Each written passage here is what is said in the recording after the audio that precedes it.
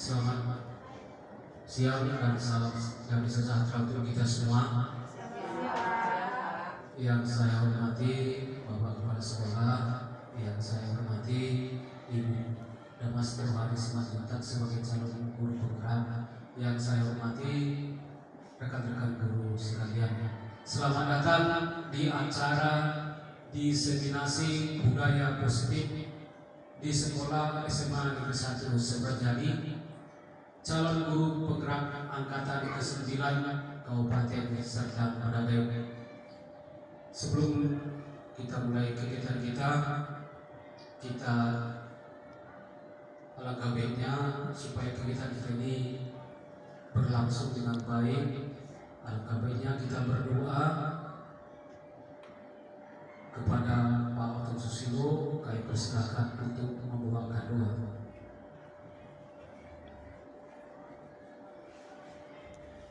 Assalamualaikum warahmatullahi wabarakatuh. Untuk mengambil keberkahan untuk hari ini, marilah kita berdoa menurut agama dan kepercayaan kita masing-masing. Berdoa dimulai.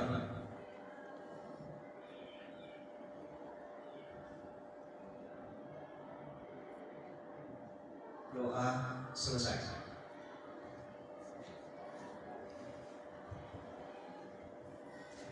Ya, kita lanjut ke acara kita yang ketiga, yaitu menyanyikan lagu Indonesia Raya kepada Ibu Perangin Angin SPD. Kami persilakan dengan segala hormat.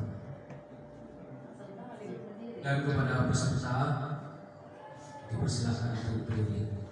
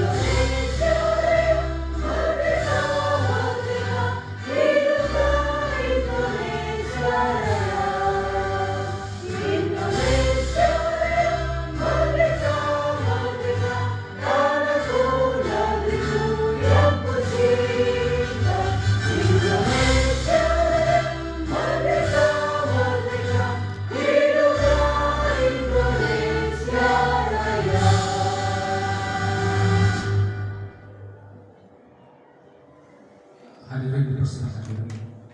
Kita lanjut ke acara kita berikutnya, yaitu kata sambutan dari Bapak Kepala Sekolah kepada Bapak Kepala Sekolah SMA Negeri 1 Seberjadi. Kami silakan dengan segala hormat. Selamat siang, salam sejahtera bagi kita semua. Hari ini kita berkumpul di sini untuk mengadakan acara diseminasi budaya positif di sekolah SMA Negeri 1 Seberjadi yang diadakan oleh CGP Calon Guru Penggerak Angkatan ke-9 Kabupaten Serta Madagay, dengan ini yang dibawakan oleh Ibu Damas Rohani Simanjuntak SPD. Acara ini diadakan adalah salah satu syarat atau program bagi calon guru penggerak yaitu untuk mengadakan semacam semacam seminar dalam hal ini diseminasi dengan mengambil judul budaya positif di sekolah SMA Negeri 1 Seberjadi. Saya berharap kepada rekan-rekan guru sekalian agar mengikutinya dengan baik, dan ini bukan hanya sekedar diseminasi atau ini semacam simulasi, bukan. Ini juga memang ada masukan kita harapkan dari kita apa yang dimaksud dengan budaya positif di sekolah.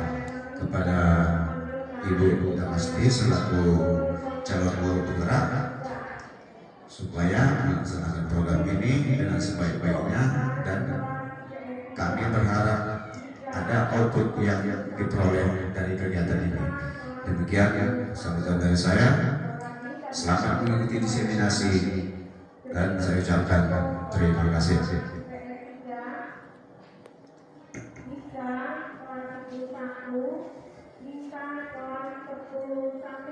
Ya, terima kasih kepada Bapak Kepala Sekolah yang telah memberi kata sambutan untuk kegiatan kita hari ini.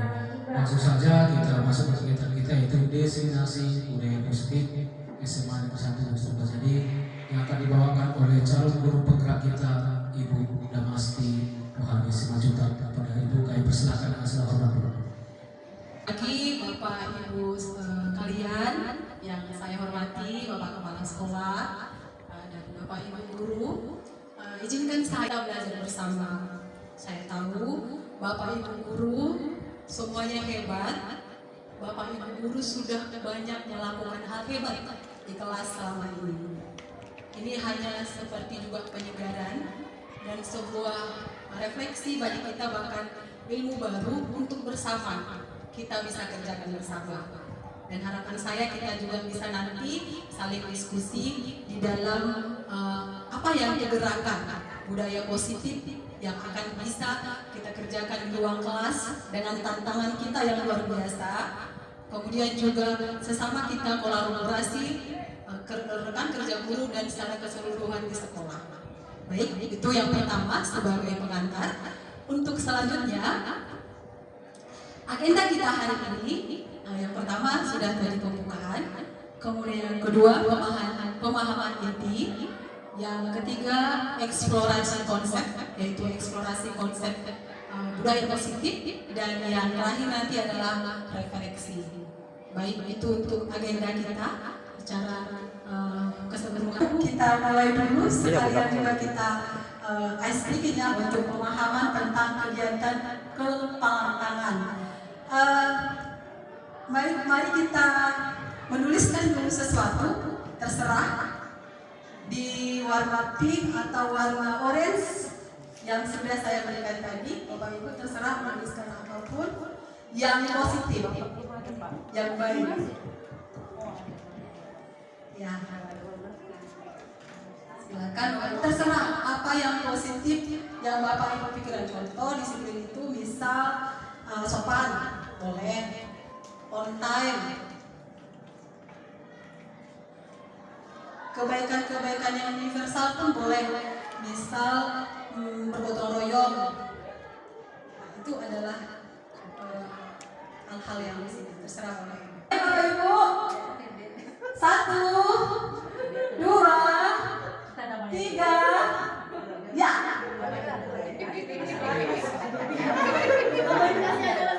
Oke, bisa dilepas. Ya, dilepas.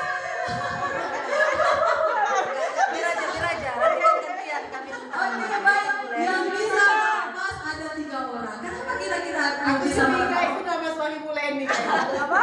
Nama Swali Buleni. Makanya dikasih pulsa. Oke, kita mau lihat dulu. Kenapa Bu Deli bisa melepas? Karena saya yakin dan percaya diri bahwa saya bisa juga. Oke, percaya diri. Bu Nagit deh. Bu Nagit kenapa bisa lepas sesuatu itu dari tangan Bu Nagit? Saya mengikhlaskan hal baik diberikan ke orang lain. Oke, positif juga sebenarnya ya. Oke, kalau Pak Wirsa bisa mengambilnya tadi karena apa? Saya mengambil perhatian untuk jadi daerah tempat itu. Oke, kalau Apa kata Pak Wes? Sesuatu yang positif itu harus kita sebarkan seorang lain. oke, sama-sama positif. Nah, yang tidak mendapatkan sama sekali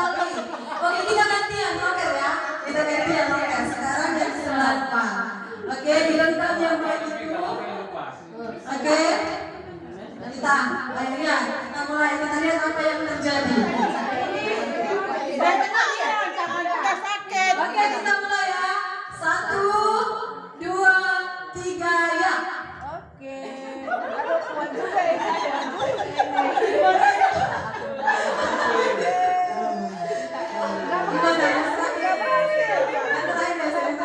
Nggak berhasil. Oke, tepuk tangan dulu untuk kita semua. Silakan duduk Bapak Ibu. Kadang-kadang kebaikan itu nggak mesti kita berikan kepada orang lain. Kadang-kadang juga kebaikan itu kalau diberikan kepada orang lain, belum tentu orang lain senang dengan apa yang kita lakukan. Terima kasih bersama.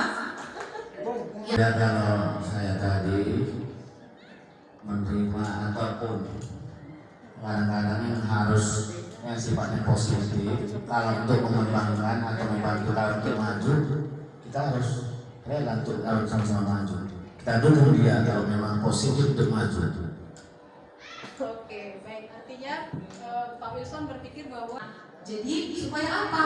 Supaya terjadi tujuan mulia tercapai, sehingga dia nanti menjadi orang yang memiliki nilai ketika dalam masyarakat. Ya, kalau kita lihat di sini, semua perilaku memiliki tujuan. Jadi teori motivasi itu ada satu, yang pertama untuk menghindari hukuman. Anak-anak cenderung kadang misalnya dia itu berbuat benar, apakah karena menghindari hukuman? Kalau di sekolah kita pernah nggak gitu ya, menghindari hukuman anak-anak? Iya. Gimana? Kenapa selalu? Boleh? Terima kasih Bunda Rosti. Yang Ibu bilang tadi, anak-anak menghindari hukuman banyak. Rata-rata kebanyakan kalau sudah dihukum, misalnya pendidikan, Bu, kalau sudah dihukum, Ibu mau kopi, Ibu mau kerupuk, Ibu mau keripik. Nah, seperti itulah cara mereka menghindari hukuman. Misalnya disuruh mengerjakan tugas, mereka tidak mengerjakan tugas. Dan apa namanya? Umpan balik mereka itu tadi, Bu, tukar ini aja ya, Bu. Bu mau sama ngerjain tugas ya, Bu. Seperti itu. Jadi bagaimana solusinya, Bu? Ya, masih. Baik. Jadi benar seperti itu. Dan semua orang ternyata melakukan hal-hal negatif dalam hidupnya karena ada kebutuhan hidup yang tidak tercukupi, tidak terpenuhi, gitu ya. Oke, baik. Yang selanjutnya adalah 5 posisi kontrol. Nanti kita akan bahas lebih spesifik, dan yang terakhir adalah segitiga restitusi. Baik, ini dulu. Nah, yang pertama kita akan bahas disiplin positif dan nilai-nilai kebajikan universal. Baik, selanjutnya. Ya, ini yang menjadi paradigma yang salah selama ini ya. Kita mengatakan bahwa kita guru yang mengkontrol keseluruhan siswa kita. Yang baru kritik dan membuat orang merasa bersalah dapat menguatkan. Misalnya kita kritik siswa gitu, kita pikir itu akan menguatkan dia dan membentuk karakter dia. Ternyata ada paradigma yang salah di situ. Kemudian bahwa semua penguatan positif efektif dan bermanfaat. Dan yang terakhir adalah orang dewasa memiliki hak untuk memaksa. Baik, saya akan jelaskan. Kalau hukuman itu adalah sesuatu yang tiba-tiba, kita nggak sepakati dulu. Jadi anak melakukan kesalahan, kita langsung bilang, kamu berdiri, gitu. Hukum tidak tertulis. Iya, tunggu. Tapi kalau konsekuensi, kita udah ada kesepakatan. Kita udah ada kesepakatan bahwa di kelas tertentu, ternyata si anak melanggar. Nah, kita kasih konsekuensi karena kita sudah buat kesepakatan atau keyakinan bersama apa-apa yang dilakukan, apa yang tidak boleh dan apa yang tidak boleh dilakukan. Bisa Bapak Ibu? Oke, baik. Kita akan mulai ya. Kalau warna ya, pink. Ya. Sekali dalam buku kalimat, saya tidak akan terlambat lagi karena terlambat ke sekolah. Konsekuensi atau hukuman? Oke. Hukuman, konsekuensi yang berbeda nih. Ya, kenapa hukuman itu, Bu Neni? Karena dia kan terlambat sekolah. Itu kan tadi kalau hukuman yang tidak tertulis oleh kan. Jadi kenapa berbeda? Kalau menurut saya itu konsekuensi karena sudah ada kesepakatan sebelumnya. Iya. Oke, nanti kita cek lagi ya. Apakah itu benar apa salah? Coba bilang. Lanjut kita nih suruh siswa mengelilingi lapangan. Yo, karena dia terlambat. Itu hukuman atau konsekuensi? Oke, hukuman.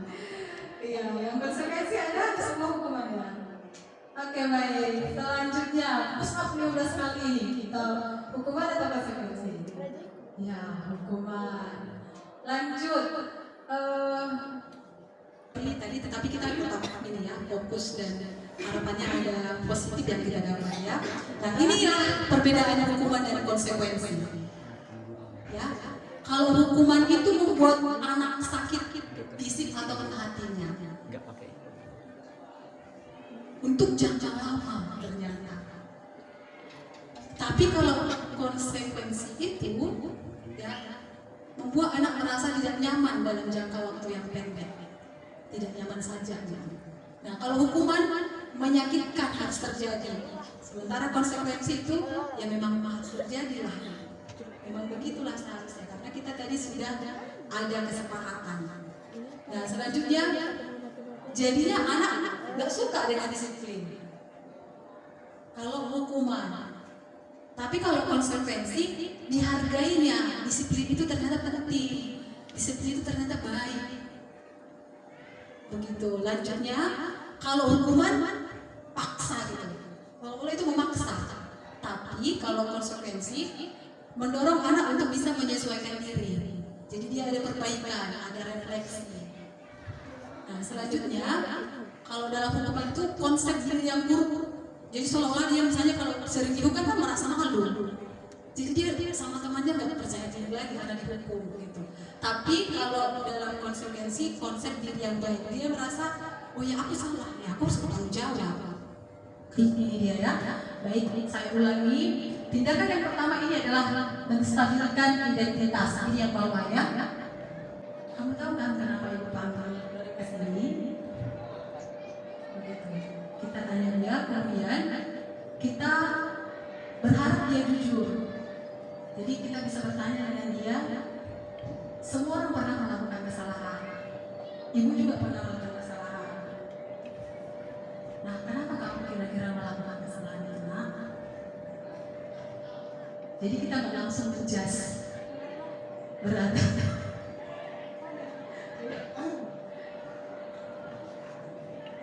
Terima kasih. Tadi Ibu bilang apa namanya? Menstabilkan identitas. Kemudian Ibu bilang kita panggil siswanya ke ruang guru.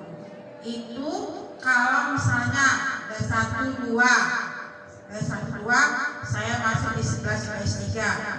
Kemudian berulanglah misalnya si Reja atau si Faisal Akbar. Di les ketiga saya masuk lagi di 11 S1. Nah, di 11 S1 baru istirahat. Nah, istirahat. Di istirahat itu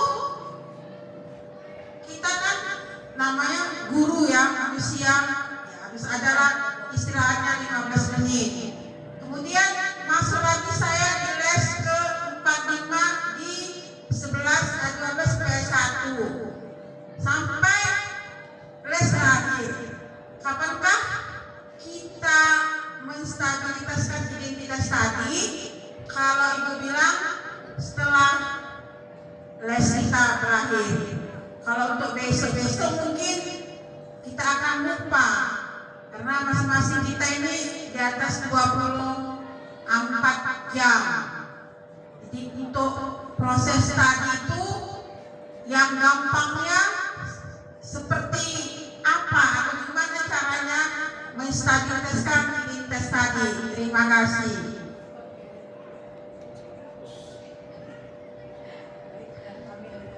Memang karena tugas itu adalah juga mengajar. Begitu itu nanti kolaborasi kita lah bersama. Ketika ada kasus yang seperti disampaikan oleh Bu bersama ya. Dan itulah yang terjadi di dalam, itulah persoalan kita ya. Tapi yang pertama untuk mengatasi masalah itu adalah hal yang kita lakukan. Kemudian sesudah itu kita melakukan validasi kebutuhan. Jadi validasi kebutuhan ini disinilah kita bertanya ketika dia melakukan pelanggaran. Kamu punya alasan pasti mengapa melakukan kesalahan ini. Itulah yang kita bisa tanyakan dalam validasi kebutuhan. Itulah kebutuhannya. Kenapa dia melakukan pelanggaran itu? Kenapa dia melakukan kesalahan itu? Kita tanya. Kemudian kita lakukan selanjutnya untuk menyelesaikan kesalahan ini. Apa yang akan kau lakukan misalnya? Contoh bahwa dia misalnya membuli teman. Kesepakatan apa yang kita sepakati dengan dia? Apa yang akan dia lakukan? Apakah dia minta maaf? Apakah dia akhirnya juga bilang tidak akan melakukan bully? Itu kita tanya. Baik, ini untuk penyelesaian masalah dengan segitiga institusi. Ada komentar? Terkadang ada beberapa siswa, kalau kita tanya seperti itu, sama yang dengan dibilang Bu Leni tadi. Ibu mau apa, Bu? Nanti aku bawakan rambutan ya, Bu. Atau saya pernah seperti itu di kelas 11 IPS 1 kalau nggak salah. Gimana lah untuk memperbaiki kesalahanmu ini? Besok saya bawakan keripik ya, Bu. Nah, itu benar terjadi. Kalau nggak keripik, Ibu manggis mau. Nah, Bagilah deh. posisinya kemarin saya bilang kau jangan nyogok saya gitu. Iya. Dan saya yakin beberapa teman seperti itu nggak mau ya kan. Kalau saya pribadi saya bilang, oh kau nyogok aku ya? Kau pikir aku nggak sanggup? Nah gitu. Nah bagaimana kalau misalnya ada guru yang mau menyambut hal itu? Kalau mau bapak atau ibu mau saya bawakan apa? Nah, kalau gimana kalau ada rekan kita yang menyambut hal itu dengan positif? Oh, apa yang bisa kau bawakan untukku? Nah, gitu. Itu maksud saya gimana ya? Kadang-kadang manajer ini bagus, tapi iya godaannya banyak dalam praktek. Nah, itu gimana itu? Menawarkan itu karena sudah ada mindset itu sebelumnya berarti di otak dia. Ketika ada masalah kendala dia bisa selesaikan dengan cara seperti itu, makanya dia sampaikan kepada Bu Dewi. Nah, apa yang kita lakukan seandainya seperti itu seorang anak bertemu dengan kita?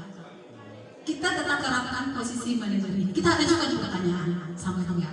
Kita bisa tanya, mengapa kamu menyelesaikan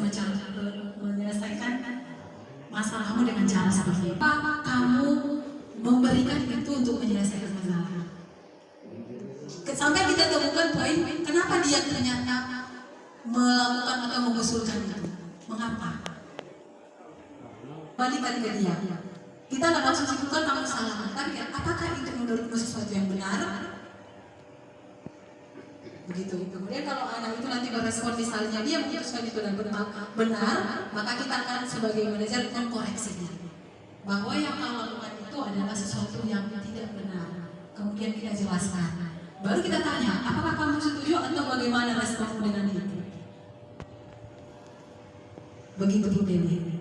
Masuk pelajaran ini, nah, ya karena saya merasa tertekan dengan gurunya Bu, begini. Mungkin aturan akhirnya dia bukan malah semakin merasa dihargai atau dia malah semakin cabut, tidak masuk ke kelas, dia semakin takut, semakin gimana. Jadi itu gimana mengatasinya Bu? Terima kasih. Nah, kasus hampir sama dengan Bu Selvi tadi, itulah kita kolaborasi. Jadi kita akhirnya ketika anak itu terbuka kepada kita sebagai seorang guru, kita menguatkan dia dengan posisi sebagai seorang manajer, mengingatkan dia. Mengapa? Baru nanti bisa jadinya ke rekan yang misalnya yang siswa itu rasakan dia tidak suka dengan disiplin yang diterapkan oleh guru tertentu, kita komunikasikan. Itulah kolaboratif, kerjasama. Jadi kita budayakan dan kita kolaborasi. Jadi kita sama-sama bekerja bersama, termasuk guru dengan siswa. Dalam arti kalau kita melakukan konsekuensi itu adalah untuk tujuan baik anak. Kita melakukan disiplin adalah untuk tujuan baik anak. Karena nanti dia akan lepas, dia bukan pelajar lagi. dia akan jadi bermasyarakat. Kalau di sekolah dia sudah terbiasa dengan peraturan, disiplin, dengan hal-hal baik, dia terjun ke masyarakat, dia sudah terbiasa dengan pola-pola yang baik, yang disiplin itu. Disitulah fungsi kita pendidikan, mendidik, membiasakan anak untuk berperilaku yang benar, yang baik, dan yang positif. Dan itu adalah kesadaran dirinya, bukan karena kita paksa atau karena kita hukum. Baik Medina dan kita apa? Kami buat bersama. Yang pertama itu selalu menjaga kebersihan dengan mengerjakan tugas kita. Selanjutnya disiplin dan tepat waktu, termasuk